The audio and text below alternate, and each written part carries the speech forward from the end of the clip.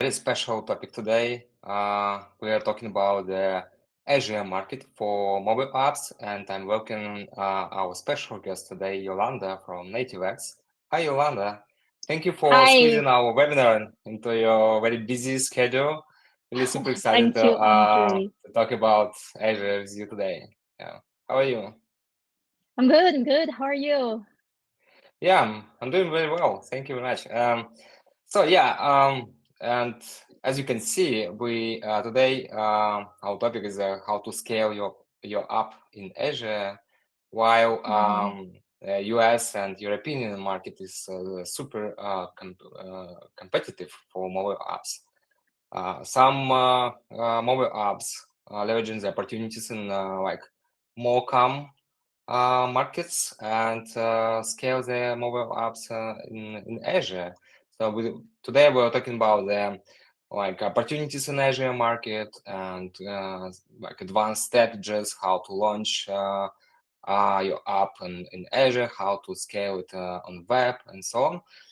We will have 20 minutes for slides where Yolanda walk us through the app market like overview in Asia, and then we'll have a Q&A session. So guys, if you have any questions, please type them in the chat and we'll cover them in the Q&A session.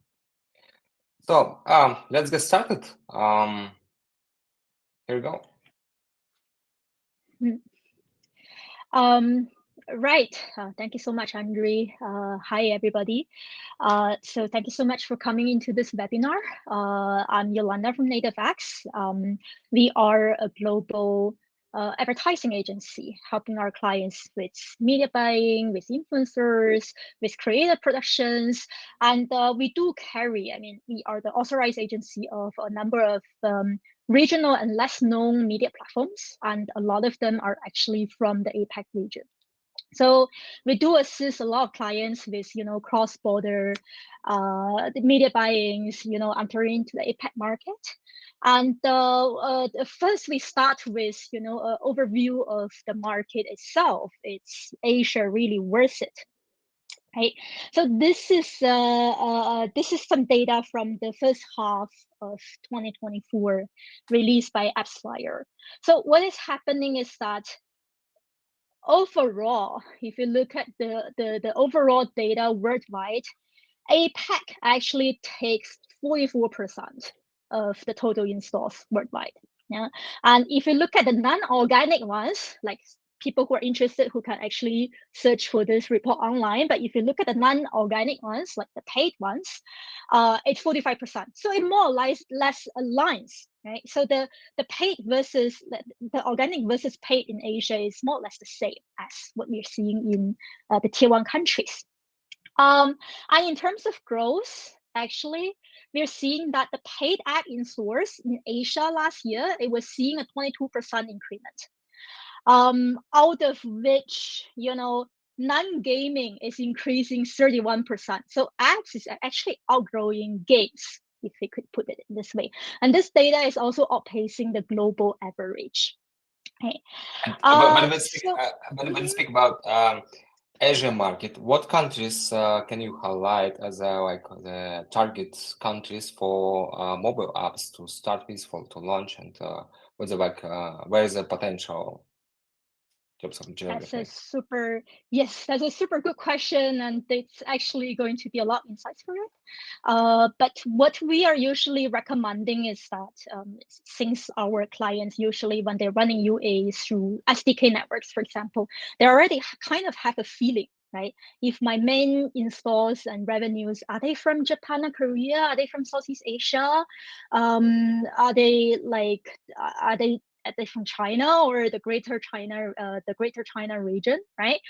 They will have a feeling actually, which one to explore first. At the same time, there are a lot of third-party tools as well, like for example, Sensor Tower, AppMagic. They can actually see, okay, what are the other similar apps are doing? Are they actually active over there, right? One thing that I want to point out here is that when we look at Sensor Tower data or AppMagic data, not all the Asian media platforms are on it. So it could be that people, your competitors, they are actually advertising on local media, say Naver, the search engine in Korea, for example, but you don't really see it reflected in the tier one third-party tools. Right? So those are only giving you the idea. The rankings, the information are only giving you ideas of where I could explore, and then you could look further into it. Yeah, sounds good. Yeah, go ahead. So yeah, I mean, so going back to the overview of the APAC market, in general, everything is still growing. We are seeing that the market is especially in the non-gaming part, Asia actually takes, say, 60 to 70% of worldwide installs, right? And as compared to gaming, it's probably only 40%. So that's the scale we are talking about. Yeah, interesting. And there are a lot of Western apps actually increasing their presence in APAC as well. Duolingo is definitely one of them. They are, having considerable scale, and they are actually going very local as well. Duolingo used to be one of our clients as well. Those who are interested could go to our website for to look for the success case. They are actually taking really local approaches into China. There are VPN products, there are fitness products, wellness products. Those are all the bigger ones, I would say, from the Western world.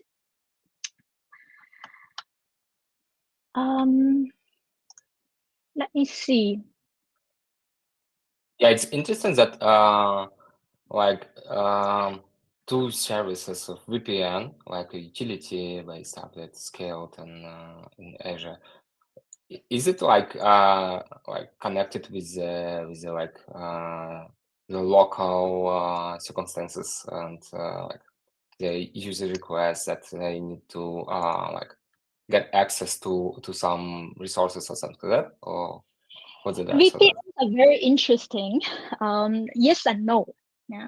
So VPNs, I mean, of course, if you're talking about China as the destination market, people are using it, but it's questionable if it's completely compliant to advertise it. Okay? And especially a lot of data right now, like from the source, might not be including the China data either. And in the other regions, they actually have a different user case. For example, we work with VPN clients for influencer campaigns.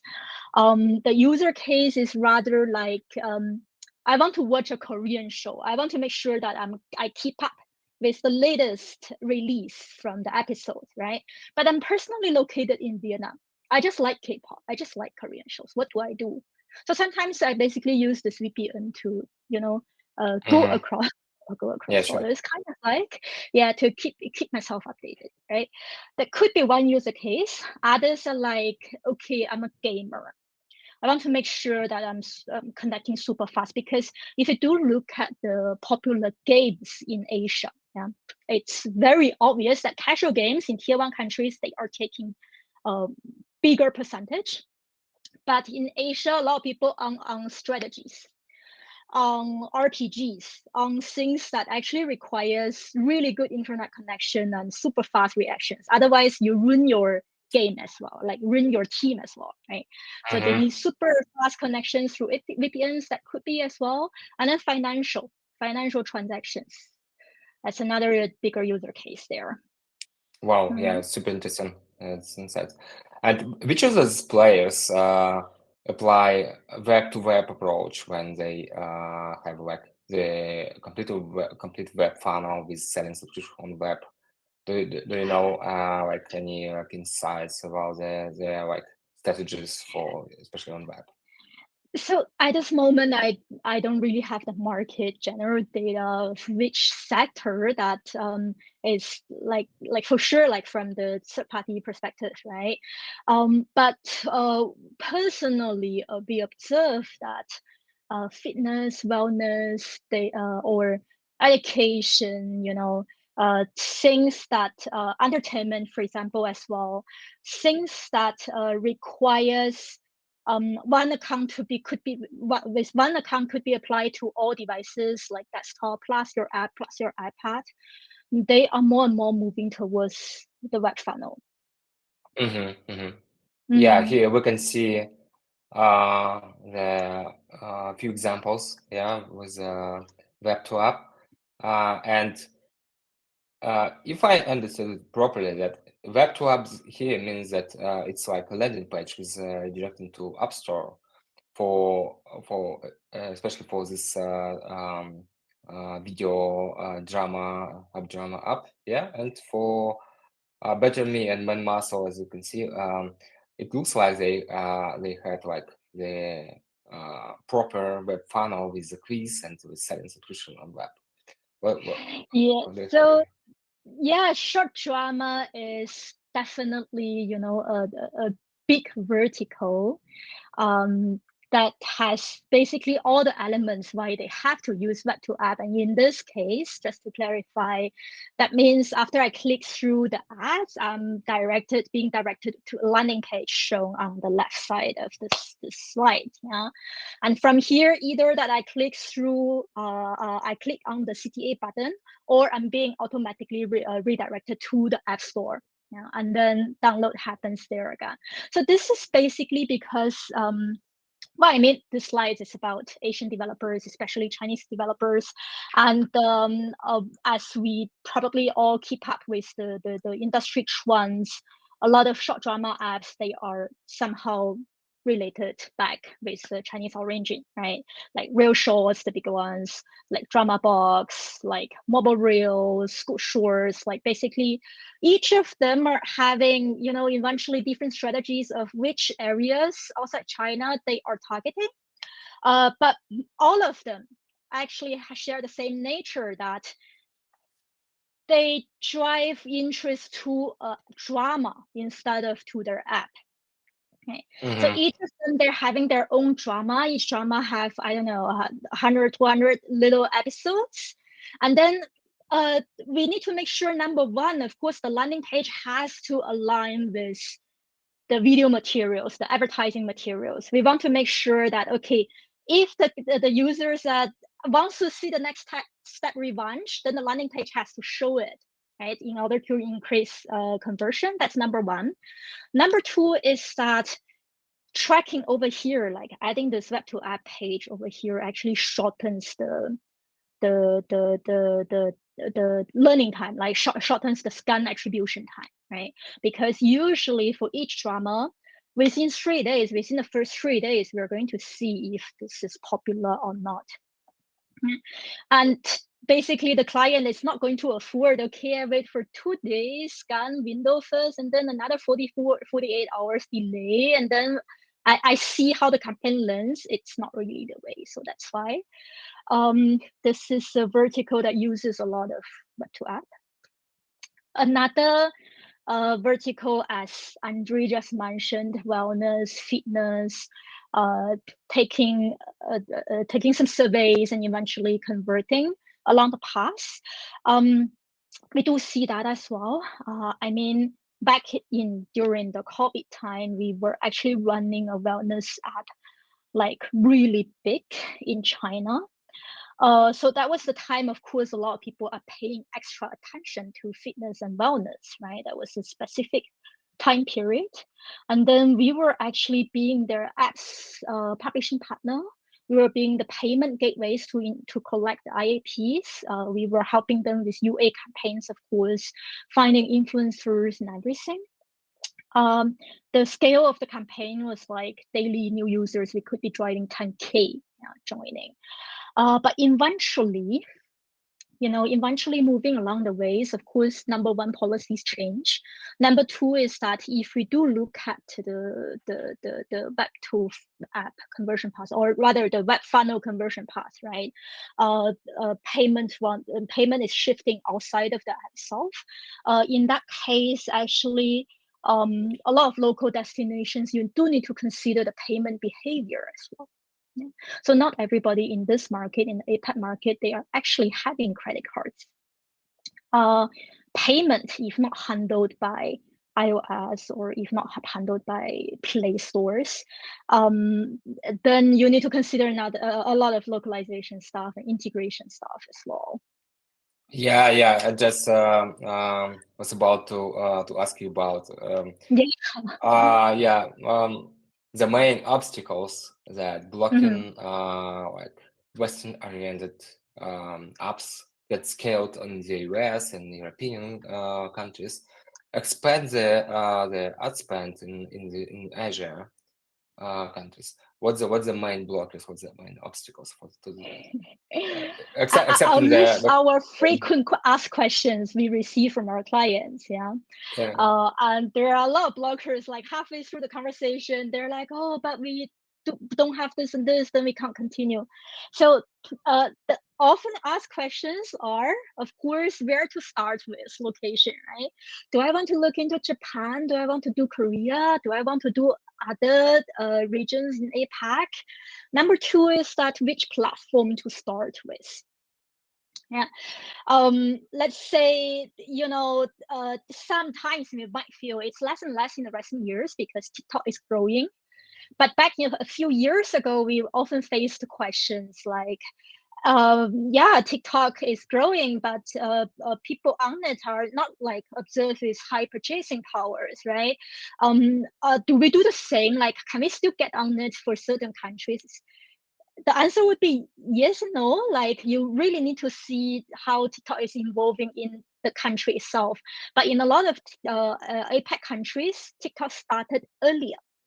Right? So it was already becoming a mass app, for example. So or same story is like Twitter in Japan. Right. So you might be actually, if you think, okay, I tested Twitter in US, it's not working. Is it working for us for Japan? It might be. Yeah. Feel free to just Google it, like why Twitter is so popular in Japan. All those, you have a better idea. So that's which platform to start with. And then, of course, I know today we're having a lot of app developers joining. Then probably subscription models, it's the majority. But I do have a lot of clients who are monetizing both through IAP and IAA. And they realize that, oh yeah, in certain geos, if I really want to make IAA work, I need different monetization solutions as well. Right? And then they look back, they sometimes find, oh no, but I have this mediation.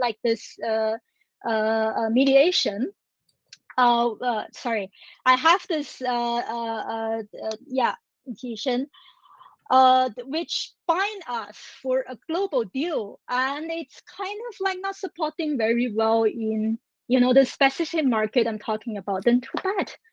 Like, then it's kind of like, nothing to do about it. There's monetization. And then, of course, there's always culture and compliances, right? And Pavel just mentioned that pricing is also a challenging thing for us to scale to Asia. Okay, very insightful. Let's move on. Next slide, please. This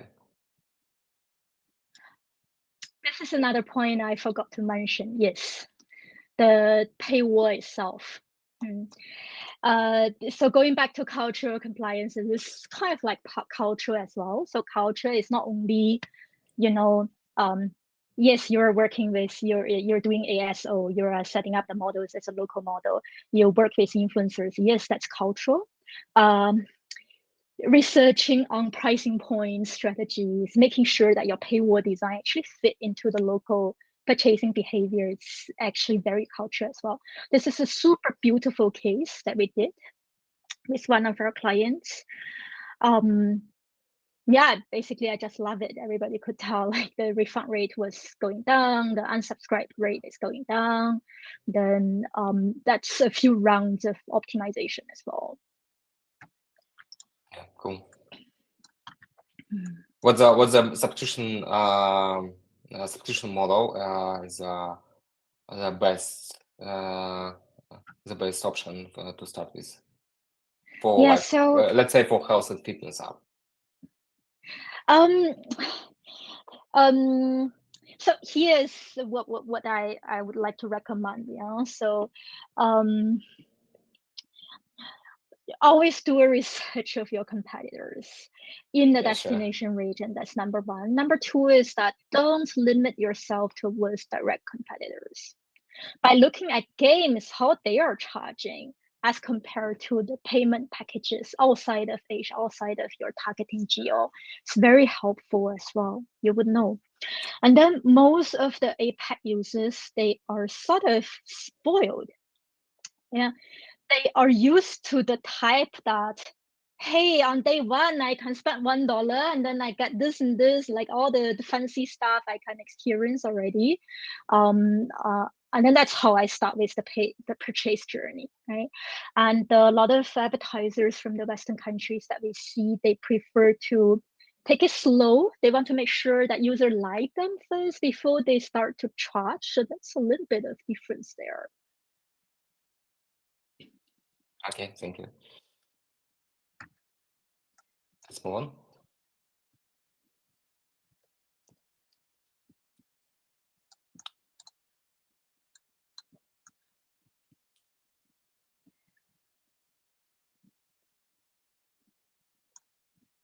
Okay, user acquisition channels. Yeah, it's a very interesting question. What's the main ready to go like user acquisition channels and ad networks that app developers should consider to start scaling their app in Asia? What's the Yeah. difference in them, and what's your personal like recommendation to start with and work with? So we see this question very often. So the list here is basically, you know, all the media platform, almost all the media platforms, that we carry. And this question is actually very geo-specific because APAC, it's too fragmented in a sense that each country can actually develop their own ecosystem in a sense, right? Yes, I'm already seeing a question from the chat box where to start for Japan. Then I'll start with Japan.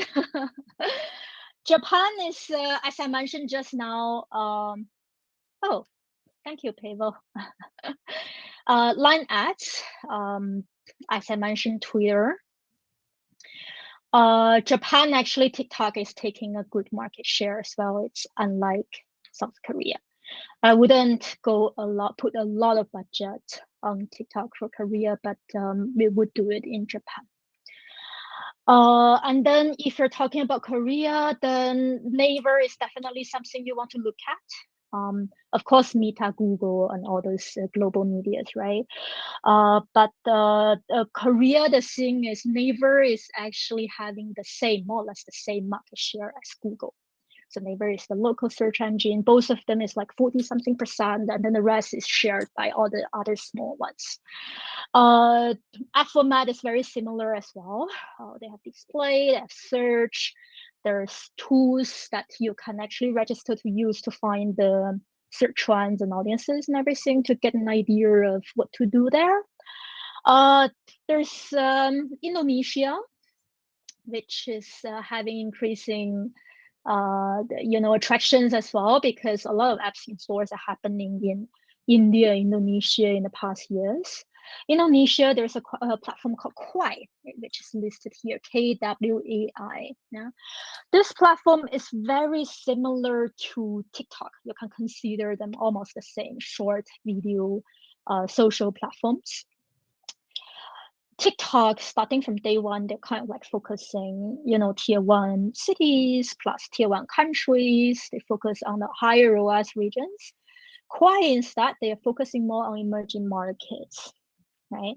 So Kwai is having extensive traffic in Latam, Brazil especially, and then in Indonesia. In terms of ad spaces, I would say everything on TikTok is available with Kwai. Plus, Kwai actually offers a CPI influencer solution, which is one of my best sellers, kind of like it's really interesting local market. And then, of course, in the slides, we're seeing a lot of other ones for China, right? For example, Baidu is listed here. That's the search engine in China. That's the guru in China. There's Xiaohongshu, who's gaining like a lot of recent heat. The heated topic. This originated from China as well, but by now it's getting more global as well. Of course, Ocean Engine, when you see this is not missable if you go into China, but this is kind of, Ocean Engine is the, it's owned by ByteDance. Yeah, so it has access to the traffic, to the suite of products under ByteDance, including Douyin, which is the Chinese TikTok. Let me see what else is here. Sorry, I might be going a little bit, jumping around a little bit here and there. Worth to mention, I would say, is that Line, for example, it's available in Japan, in Taiwan, and in Thailand as well. So those are the key platforms you want to consider when starting with your media mix. Yeah, so many new names and new words for us, because we're not scaling in Asia. And what the networks are best for launching web-to-web campaigns? Web-to-web campaigns, as in Yeah, building web the campaigns, full yeah. web funnel, right? Purchases happening on web as Yeah, well. yeah. Then I would say most of them. Yeah, as long as this platform itself offers a web conversion pixel, which could be integrated upon conversion, the most of them. The TikTok definitely, Kwai, all the search engines definitely. Plus, let me see. RedNote is a little bit tricky. RedNote is actually more, this platform itself, including Line Ads, these platforms are more, as we observe, to the upper funnel. So they're more for awareness. Less for, like they don't have as aggressive algorithm to drive towards the conversion events. I would put it in this way. Okay, yeah, makes sense. Yeah. Okay, so let's move on. Next one, please. Yeah. Oh yeah, there's more details, but we actually, Andre, we talked about it. Yeah, like which one actually. Just actually provide supports. yeah, Yeah, you can just provide the overview of these platforms, that pros and cons, and we sort of differences. talked about it, but I can add more things because these are the more important platforms. TikTok, my personal recommendation is that always look at the market adoption rates in the destination market.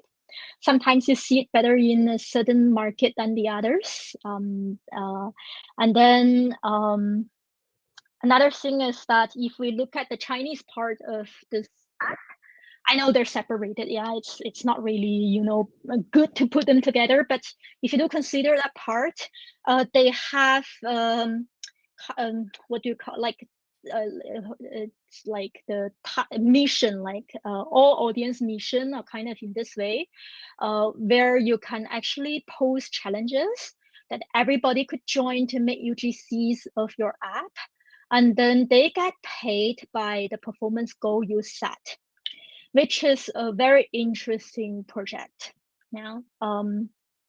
Because I understand like UGCs always costs, plus there's no guarantee, if it's going to work. So taking the risks away from advertisers is definitely interesting. Going back to the Douyin China Android conversion path, what they're trying to do is that once you're integrated with their own SDKs, you can actually run campaigns where the video is shown, like your video ad is shown, you click through, APK starts to download automatically, skipping any sort of Android stores. And that's actually the recommended way that we want to, we recommend our clients to try, because it saves a lot of time from you for store listing, for sharing revenues and everything. Plus, it is definitely the mass app. Everybody is on it. You get who you want to target, because you're seeing some billion people in this app. So that's and give me a minute. I'm seeing the you need to add the local payment methods. Exactly. Yes, that's what we mentioned. And the next question is CPA UGC content. Is it on TikTok or Kwai? Very good question. I'm going to tap on it. Now let's move to Kwai. Kwai, their traffic, Indonesia, Brazil, these two countries, they offer CPI UGC program. It's a task challenge. Yeah. Which is super interesting. Everything else you can consider similar to TikTok. And then Baidu and Xiaohongshu represents two extremes in China, I would say. You can definitely consider Xiaohongshu Red Note as the most sensitive and strictest platform in terms of compliance that I ever seen, like worldwide. Alone getting your social account verified on there probably takes 30 to 60 days, and then you can start. Oh, really? Why is that? They review your ad campaigns and it's not about ad campaigns itself. Xiaohongshu, the thing is that they require you to be a verified social account first before you are actually allowed to advertise there. And this verification itself takes time. Yeah. And then Xiaohongshu, we're definitely seeing the most, the longest list of, compliance documents, like with this vertical, what are the words that you can use, you can't use, and all those questions. Baidu is easier for beginners. Baidu and Douyin, the TikTok and everything else is definitely easier for beginners. So yeah, that's the add-on, some pieces of add-on information to each of these platforms.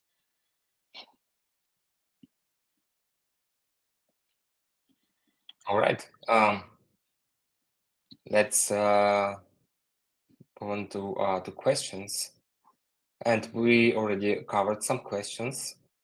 The first question was from Maxim about Japan. We covered it. Maxim, if you have any more qualifying questions, please drop them in the chat. And another question from Michael: what can we do about the high chargeback rate in Korea for web-to-web funnels? That's not on top of my head. No, not really. Oh yeah, it's a super specific question. Yeah.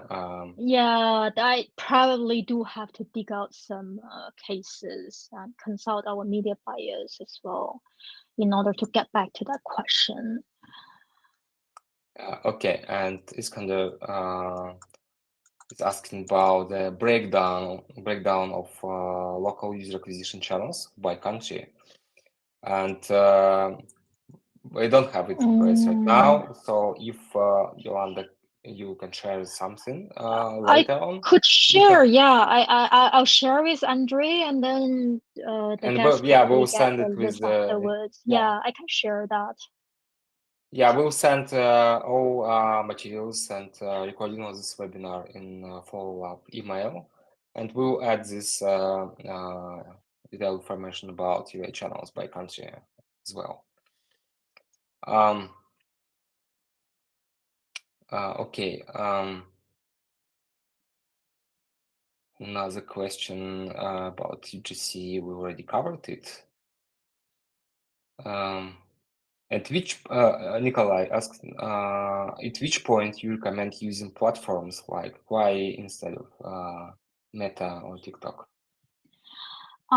Because Kwai's traffic is rather limited. It's in Indonesia. The most of the traffic is in Indonesia and in Brazil. It has, of course, in the other Latam countries, yeah, Mexico, Colombia, Peru. It has in Pakistan, for example. At which point, if we're talking about performance marketing perspective, the CPI UGC project can start very early because it helps you understand the local market as well. So with this project, actually, what you do is that you send out a brief, you set your goals in the system, right? And then people are starting to make contents. And then if you're very lucky, we had cases when clients are super lucky, they get things viral. And then they say, Yolanda, I want to cut down my budget because the long tail impact is still going on, right? Yeah, but in this way, you're going to see, like, especially if you're Western developers, right? If you're not living in the market, you might not know what kind of creatives works or not work, right? So in this way, you have an idea of what kind of creatives you want to generate, what kind of UGCs you want to buy, you want to book in order to run paid campaigns, say on TikTok, right, on Meta. So this can actually start very early. And then you're going to see, because Meta sometimes it's getting too expensive, right? And yeah. Oh, and another thing I want to mention is that Kwai, this platform, has the beauty that you can go slightly bolder in terms of messages you want to communicate. Yeah. But slightly bolder, of course. So they're it more can't be. tolerant. They're more Yeah, you tolerant can't to be illegal, you can't be aggressive. nuded, can't be like anything, but you don't have to be that conservative. So the CTR and CVRs could be higher as well. Yeah. Purely talking about the infidelity really depends on your app itself. Yeah. If we are talking about some awareness and we want to show some really, build bodies, then it might not be a bad idea. Okay, cool. Yeah. We don't have any more questions from chat, and I have a few questions for you. You mentioned payments for web-to-web funnels, which is really important part of that and affecting the performance of the funnels, of course. Yeah. And do you have any idea what payment providers are most popular in Asia? Okay, probably we need to specify some countries here because it's like Asia is a huge market with different countries with different local payments, and you can choose the country on your own. And it's interesting what's the most most common payment methods. Like there's no probably Google Pay, Apple Pay, yeah, but it's local payment methods, and what the payment providers, app developers need to consider to integrate if they wanted to launch the web funnel. Yeah, I would say that considering the promotional purposes of like attendees of our webinar, yeah, the traditional conventional ways brings you really far. With credit card, with PayPal, with Stripe, for example. There are, of course, countries, especially from Southeast Asia, you see that they can't really pay online, but those are like less likely to be the users that we want to target to subscribe to buy our services as well, right? So it brings you really far. The only exception I would say is China. China is like too complicated. The widely accepted way of payment would be WeChat Pay and Alipay. But integrating one of them would actually do the magic already. Yeah, because everybody would have both. And should it be integrated at the very beginning, or you can start with the okay, so I would recommend, like if we talk about very beginning, that's a long timeline. In the very beginning, we actually recommend that we test out through iOS. It saves all your hassles, it collects payment. And when you see, hey, this is really a market for us, then you consider, okay, how do I get the extra margins out from there, right? So that's the very beginning. And then, and then from there, if you see it's working, usually you would meet some advisors already. They're going to take a look. They're going to help you with launching ads already, like because you observe it through organic first, right? And then when you're running some ads, you're going to see with your vertical of the app, if it's possible at all, do you have any blockers in this market? If you have 0 blockers, you just go through like that, everybody likes it, then you can consider finding payment partners. That basically means if you take it out from the App Store, you take it to the web, you are less likely to face any compliance challenges as well, right? Okay, yeah. Yeah. Thank you. Another question is related to audience and cultural differences, cultural specific like interest of the audience. Do you have any like insights on like regional cultural trends? I don't know. Probably we can speak about like talk about China as the biggest market, or you can mention any other countries, because I think that there's a different interest, different audiences in different countries, and the trends could be different. Yeah. That I would call probably our absolute core values for our clients, right? Of course, I mean, everything else like relationship with the local media, or like capability of serving gateways or database of influencers, they are all core values, of course, but trends are the hardest because it change too fast, right? So especially with a fragmented market in APAC, everywhere is different. Japan is different to Korea, to China, and to Southeast Asia. And despite we are mentioning Southeast Asia as all the times as a whole, they are different in each single countries. Singapore is like, you can consider similar to tier 1, right? Malaysia is similar to Singapore in a sense. And then Thailand, Vietnam, Indonesia, they're all like super different. And then we didn't bring up India yet. This is a super interesting market as well, because a lot of things don't even exist there. Like TikTok, for example, is not existing there, right? Media ecosystem there, it's another story. And sorry, I'm going back to the cultural question. One of the fun topic we are seeing too often, especially we just celebrated New Year actually, and all my Western friends, actually majority of them, I don't see a single one yet. Everybody's like, yes, happy Lunar New Year, right? Which is meant for a really good way, but be very careful if you want to include Lunar New Year, the 3 words, in your advertising materials. You might not get far. Yeah.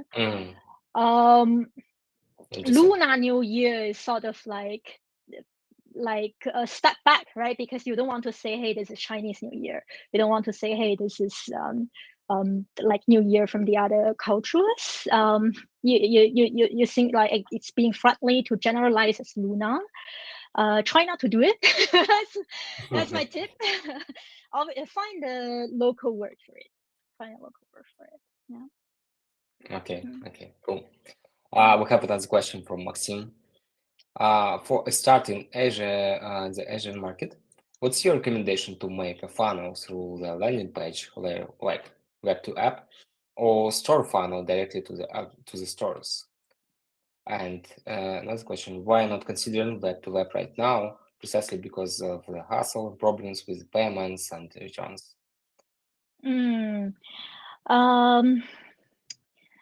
Let me put it this way, majority of the apps we could do, like if we're testing for the very first time, I'd recommend that you test with the store funnel. There are exceptions. For example, if because the landing page basically it serves a lot of purposes, right? If you feel that your product is similar to what I mentioned for short drama, that you'd have too many customized landing pages to do, that could be recommendable. Number 2 is that if you need your learning data faster, you have to do if this is very time sensitive, like if you burst the news out, it needs to be out, that's recommended. Or if your app has a super strong selling points, like your app is, for example, rewarded cash out. I'm not saying cash out is allowed in China. Don't get me wrong, but certain areas it might be. Then you might want to make sure you might want to have a landing page overcoming the playable scalability challenges. Right? You can design your landing page in a way that right away they're seeing a pop-up window saying, "Hey, claim this reward, this and this today. Just get there." Yeah, it might work as well. It really depends, I would say. Okay, thank you. And you mentioned also influencer marketing.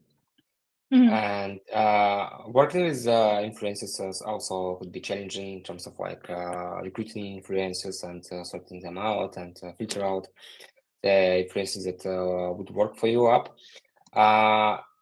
Can you name and list like the resources or agencies that app developers can work and start with in terms of like working with influencer marketing? Me? Yeah. Where is me? Go back to the question. We often see it's not a direct answer to your question, yeah, but I thought it's worth mentioning because we often see that our clients they didn't know that Japanese influencers they charge more than influencers from the US or from like Germany, for example, yeah, tier 1 countries. So if you look at benchmarks across the board, Japan is the most expensive, followed by tier 1, and then maybe Korea, Singapore, China, and then followed by the other Southeast Asian countries, Vietnam, Thailand. So that's kind of like the ladders. Okay, thank you. So guys, if you have a plan to scale to Asian market through influencer marketing, feel free to reach out to NativeX for influencer marketing. Thank you, Andre. Yeah, all right. And if you decide to launch a web funnel on Asian market or worldwide, of course, consider FunnelFox for building the web funnel. Okay, I think we can call the day today, and we don't have any more questions, guys. If you have more questions later, you can always send questions to our email, and we'll cover them. And as I mentioned, we will send all materials in follow-up email. Thank you, everybody, for joining today, and thank you, Yolanda, for really insightful, cool content and insights from in Asian market. Thank you very much. Thank you, everybody. Thank you so much, Andre. Bye. Have a nice day. Bye-bye.